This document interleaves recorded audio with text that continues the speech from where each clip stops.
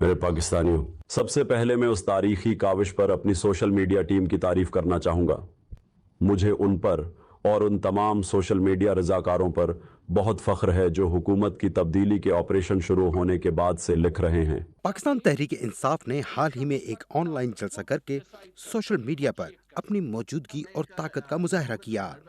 لیکن اس ورچوئل جلسے میں عمران خان کی آرٹیفیشل انٹیلیجنس کے ذریعے بنائی گئی ویڈیو چلانے پر ایک نئی بحث چھڑ گئی ہے۔ جلسے میں عمران خان کا اے آئی کے ذریعے بنایا گیا پیغام چلایا گیا، جس میں انہوں نے 8 فروری کو ہونے والے انتخابات میں ووٹ کی طاقت کے ذریعے اپنی جماعت کو طاقت دلانے کی بات کی۔ پی ٹی آئی کی طرف سے اے آئی کے استعمال پر ماہرین کا کہنا ہے کہ یہ ٹیکنالوجی سیاسی مخالفین کے خلاف بھی استعمال ہو سکتی ہے، جس سے انتخابات کے نتائج پر اثر پڑ سکتا ہے۔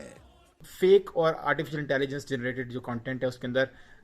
اس کو پہچاننا بہت مشکل ہے، اور عام عوام کے لیے خصوصاً بہت زیادہ مشکل اس لیے ہو جاتا ہے کیونکہ ان کو اس چیز کی ٹیکنالوجی کی بالکل سینس نہیں۔ ایون کہ میں آپ کو بتاؤں کہ میڈیا کے پاس میڈیا کی بھی کیپیسٹی نہیں ہے کہ وہ ڈفرینشیٹ کر سکے، کیونکہ اس وقت آرٹیفیشل انٹیلیجنس سے کریٹ کیا گیا سنتھیٹک میڈیا، اس کی سوفسٹیکیشن اتنی زیادہ ہو گئی ہے کہ آپ اس کو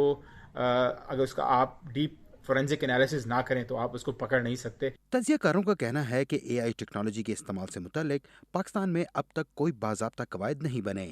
اے آئی کے ذریعے فیک ویڈیوز یا پھر غلط پیغامات بھی نشر کیے جا سکتے ہیں، اور پاکستان جیسا ملک جہاں شرح تعلیم خاصی کم ہے، وہاں اے آئی سے بنی ویڈیوز کو حقیقت سمجھا جا سکتا ہے۔ بڑی اچھی بات ہے عمران خان کی، ایک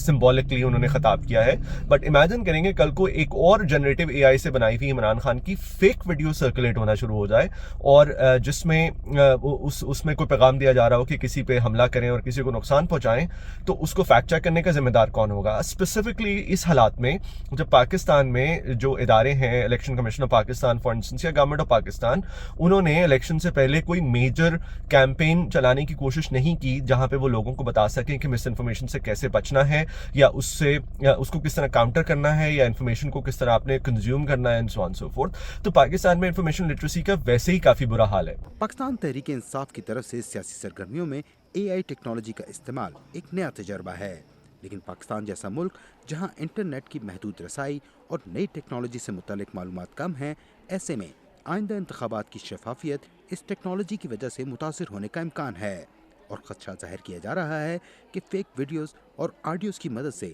انتخابات کے نتائج پر اثر انداز ہونے کی کوشش ہو سکتی ہے۔ عاصم علی رانا، وائس آف امریکہ، اسلام آباد۔